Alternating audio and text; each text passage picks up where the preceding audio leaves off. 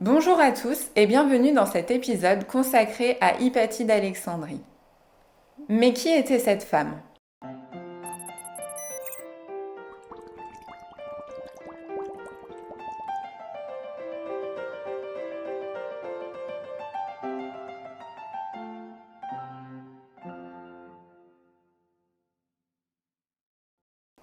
Comme son nom l'indique, Hypatie est née ici, à Alexandrie, en Égypte.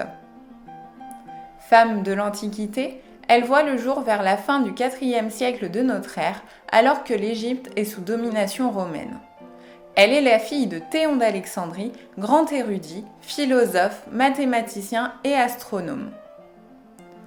Accompagné de sa fille, Théon est connu, entre autres choses, pour avoir rédigé des commentaires critiques des éléments d'Euclide, célèbre mathématicien. Pour en revenir à Hypatie, elle étudie la philosophie, mais également les sciences, telles que les mathématiques et l'astronomie qui figurent en tête.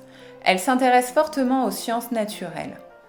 Les rares sources issues de ses contemporains lui prêtent un grand sens de la pédagogie, ce qui lui aurait d'ailleurs valu d'assurer des cours aussi bien publics que privés pour de nombreux représentants de la haute société alexandrine.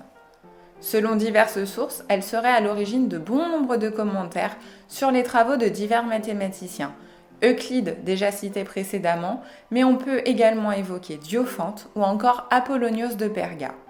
Ce qui suit est malheureux, mais les traces de ces écrits n'existent plus. Il est fort probable qu'ils aient été détruits lors du grand incendie de la célèbre bibliothèque d'Alexandrie.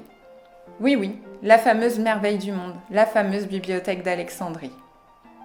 Il se raconte qu'Hypatie d'Alexandrie aurait contribué à une édition des canons astronomiques de Ptolémée. Aussi appelé canon des rois, il s'agit en définitive d'une liste chronologique des rois, utilisée par les astronomes anciens pour dater les événements astronomiques tels que les éclipses.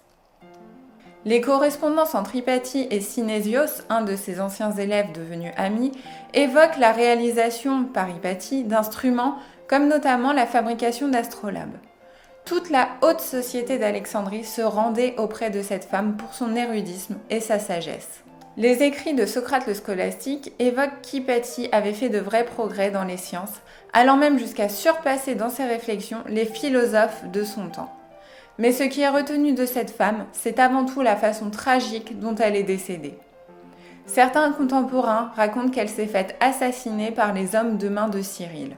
Alors élu au siège d'Alexandrie, Cyril lutte à l'époque fortement contre la communauté juive, le paganisme et les hérétiques.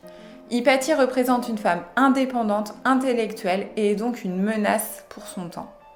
Socrate le scolastique, à nouveau lui, relate l'assassinat d'Hypatie dans son histoire ecclésiastique. Je cite « Ils l'ont traînée au sol jusqu'à une église voisine, connue sous le nom de Caesareum, où ils l'ont déshabillée de force, puis l'ont tuée avec des ostracas, morceaux de poterie. Ils ont ensuite découpé son corps en morceaux, puis entraîné ses membres mutilés à travers la ville jusqu'à un endroit appelé Cinarion, où ils ont mis le feu à ses restes. » Hypatie d'Alexandrie marqua les esprits de son temps.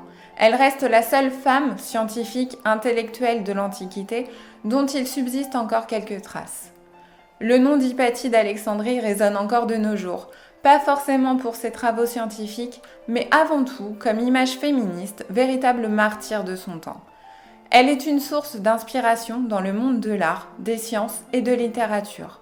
Elle est notamment référencée comme l'une des 39 convives dans l'œuvre Dinner Party de Judy Chicago, datée de 1979, et Alejandro Amenábar en fait son personnage principal dans son film Agora. Pour anecdote, il se raconte, à confirmer cependant, en fonction des sources, que dans la célèbre fresque de Raphaël, l'école d'Athènes, Hypatie d'Alexandrie y serait représentée.